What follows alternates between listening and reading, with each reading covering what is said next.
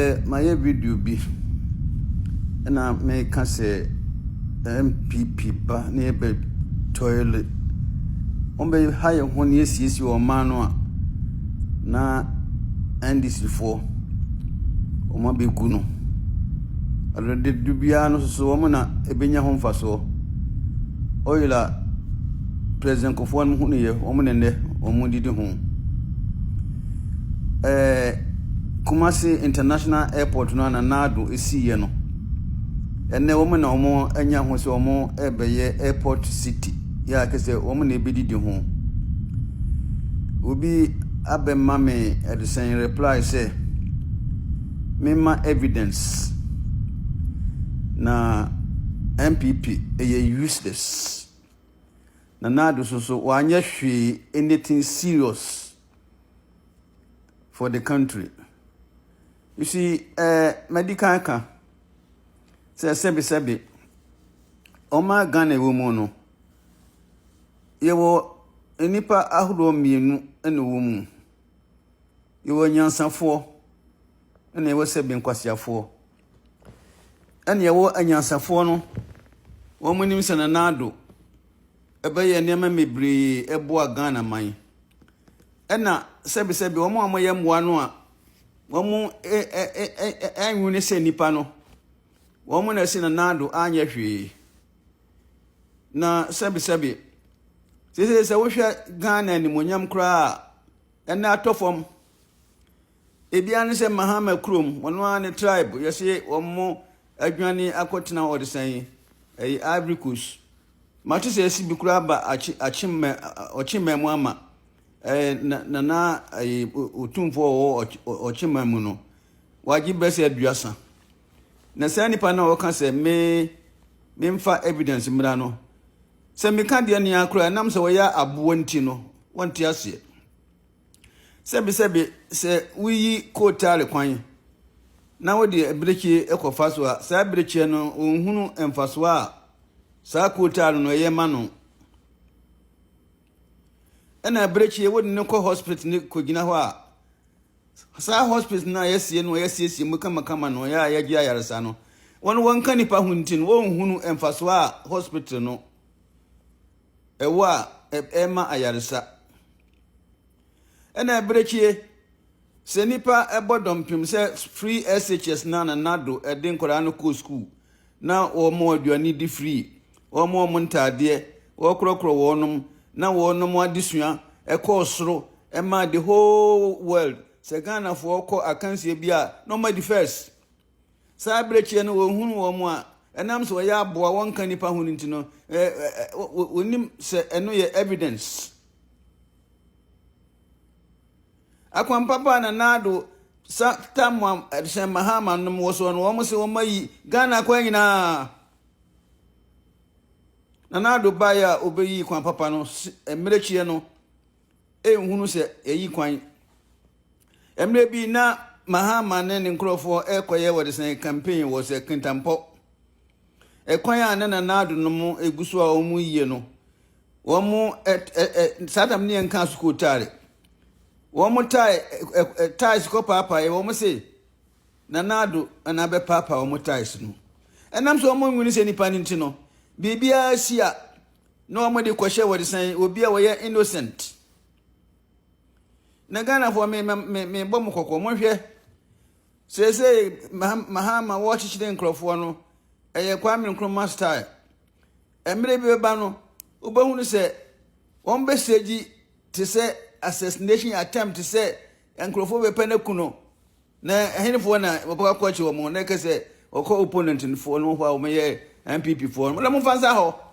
this na Trump ye no Trump no say enka assassination ye penaku no na nka tuo no a akwa no to ye no say ne kwasem pa say etuo no eti na so a enka Trump nka ne na so tuya ho wo mo di asa wata ho na nsa pepe 3 days pepe na o mo wa efiri ho sabe pepe na mahama beyo enti sa akwa no a wo ka che mo ba wo esuro wo mo fo mo dini ma se me ma evidence no ono or say MPP for mo useless bra na MPP wo so no wote se ye kwa chichiri nkofo bi eyo ma yaka de atem didi aka bintere bedi di himfo ne otumfo no matem bia no wote se yekɔ na se obekrom ha no wote se obi kɔpɛ se kɔpɛ na kuno obekrom asem ma no sen presidential guide no obeka se MPP is useless usa kwa no wonka nipa ho the whole world yes Ghana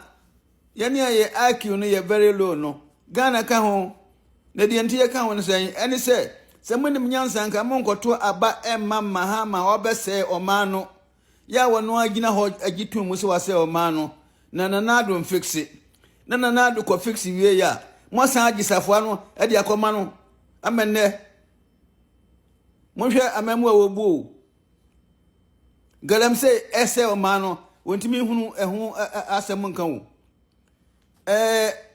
boku ya wodi koye politician na ejadem ho no ohunu ho asem nka wo na mom na at the time abronye akwa criticize no na say okodi di IGP amane atem yohunu enunti na sem ye criminal and this for no bo say na de at the time abronye ye no ye criminal oh esam so mo nwini se nipa nti no on say abronye case wo say criminal wo mo gwini opposite esen ke wudom no mtena ne yamon kwan amane oma abefa sen oma na aboso no sa asoko no asoko se hwan no a wo se enko bekum wode sen afenyo markins no ya che no akwa be nsu kan se akwatia so oma ba obabubo mu nyina atuo maako no ya che no na enwanwa tamu anana nado ewo so no ane democracy eye adwuma no ma hunu se anase ya nte se sa yokofo no abusa ndisfo no a omu edi nsamane no bibia wo ana prosifo no so na nado penso demonstration mebreba ndisfo ye ni nyina ya hunu se prosifo no timi harazi wo no obidi enkwasi asem ye enkwasi asem pa na se bia na afọ kofa wonuma ya hunu se na nado epenso no wo mukata wo mo anim se de ntima wo mukata mo anim ni se wakofa ahoho ena aba o mani mo akese wo mo eye talks ma NDC enintu no ye bio mo anim a ye behunu sa nipa kura moyo na senka eba se US ana Canada obia wo kwan se okototuo de bon ho kwan ne ho ban a enkata ma wo huruhuru nkrofo ban ekosi nkrofo fie at the time of say obia da nanka wo tu a nanka wo de apeti wo nyina na mo amo bosie se abronye eye criminal no munyo nipa na abronye mika cho se shede na nyame di wachi ni ombe bia no nya na bebu abemu nukura ni gina ho a ka nukura no ho a ka sayo no nyame be ma na ye mwatu bia na nakatu anso ebeka no sa edisen IGP fo mienu ni nyina no nya de obi aba obi aba so sa dampare mo mana ba so wono ka ho wone feli yan ene yohunu no so asaba momo yensamri democracy ye adwuma ene wo mama democracy no ato nsuo mu a dictatorship no mde ye adwuma no nanso so nyame na nyame mre na ye mrepa wo mre wo nkoso se constitution fun ya se ye de ye adwuma wo mne draft you enso duru mre bia na ye Ghana card no mo krisas ye mpene de ne enso wo ma na ye sa emre yi ne se nyamo ye emre bi beba no emamunsu emamon criticize se obi di mu bone because nana do need MPP ya ni mu bone enti wo a wo say MPP ya useless no etojuwa wo mamamu no etojuwara se ndis die ya yema wara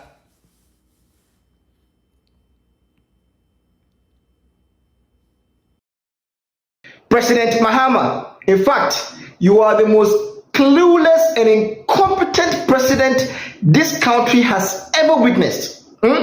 Cluelessness and incompetence. It's like it is a blood that runs through you. It's like you just can't separate yourself from incompetence. Right on your face. Right on your face. Excavators have been shipped to Tamaport and been transported to God knows where and for what reason. Right on your face. Many excavators have been transported to Tamaport and they are going to be, distributed to wherever God knows, okay, and do whatever they do. And we know that it is Galamsey they are surely going to use it for. You cannot stop it. You cannot use Signals Bureau to trace Galamseyers. You cannot use Signals Bureau to trace Galamseyers. You cannot use Signals Bureau to trace your hometown people who are running to Burkina Faso, to seek asylum. You cannot use it to trace them.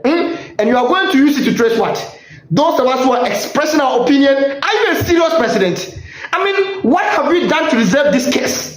What has Ghana done to deserve this case? Are we serious as a nation? Mr. President, your duty is to fix the economy. It is about the economy, Mr. President. Stupid. It is about our well-being. It is about the security of this country. It is about education. Fix those problems. That is what you have been put there as president to do. You are not our father. You are not our mother. You cannot teach us how to behave. You cannot teach us how to talk. It is not your responsibility as president. It is not your responsibility as a government to fix our behavior. It is not your responsibility. Your responsibility is to fix the economy. Fix our well-being. That is all. And so, Mr. President, stop threatening us with Signals Bureau. It cannot coerce us into keeping quiet. You can't tell us all of a sudden that everybody in this country should follow your command. Everybody should keep quiet. You cannot tell us that. Charity begins at home. As a former president, as a former statesman, you were campaigning. Your dogs, your babies with sharp teeth were out here insulting everybody in this country. I thought as a former president you would have, seen the sense in telling them, no, that's not how we build a nation. And besides, since you saw the light that you were going to win the election, you should have advised them so that they stop early, so that we have peace in this country. You made them continue because it works for your agenda. Today, this is what you see. You did not see Sami Jemfi when he went cursing Akufo Addo. You did not see Sami Jemfi, your baby boy. You did not see him when he went wishing death for Akufo Addo and Bawumia. You did not see him. Today, you are saying so. You are saying what? What have you heard? You've not heard anything yet, Mr. President. We have realized that insult can win power. We learned it from Kevin Taylor. We learned it from Sami Jemfi. Wishing death for president. We learned it from Sami Jemfi. Insulting leaders. We learned it from Sami Jemfi and Kevin Taylor and Captain Smart. If there is anything you should do, charity begins at home. Go and advise your dogs. We also see the MPP leaders as our fathers, our parents. We see them as our leaders. In fact, some of us take Akufo Addo like a god in this country. Not only as a father, not only as a leader, but as a god in this country. Because the things he has done, no president has ever done that. But you sat down as a former president. You don't respect Akufo Addo. You expect to be respected. You should have led by example. Charity begins at home. If you cannot stop Kevin Taylor, if you cannot stop your dogs from insulting our leaders, then Mr. President, we shall do equally the same. Whatever they do to our leaders, we shall do it to you. Insult can win power, and we are not going to stop. Nobody can coerce us. Nobody can intimidate us. Stupid. Kukurudu. Debia ya kase Canada Japan is the biggest problem of MPP. Aya na ebi ni mo ntiase. Na wa hwe ne wa kwakotoro to Facebook. Asama wakotoro wodi mu se enye nokore. Wayere ne ho akotoro just to create confusion our party nim. Now you see some of us ye be expose nokore wo hwe ensuma ana nokore ne ho eden pa. There is no way entro ebetimi edi nokore so. Now me ba be expose Canada Japan with video General Secretary a woman what nsemu. But before the anything ye and sembia Dr. Bawumia can about near my Lusu 2024 elections no. Aya adia General Secretary aka ana o repeat. And someone Michael Kwe aka ana o repeat. Munteni ye Michael Kwe presented report on National Council or chirimu and near my Lusu ye ye betime de aba abonten. Second Japan one kosa meeting nibia or mumudi netini kobi. You should take briefing from them.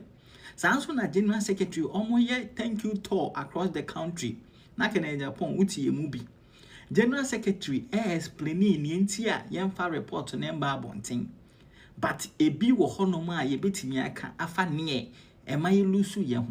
And basically, Dr. Bawumia has been rehashing, repeating in the media. Dr. Bawumia report to Nibi. I created that impression, said Dr. Bawumia pen a word that report. You see, party penny, yes, see. Mude Munti General Secretary. Committee, ayo majume wia. Omodo omo report, abre National Party, Report, so by, National Party, National Council.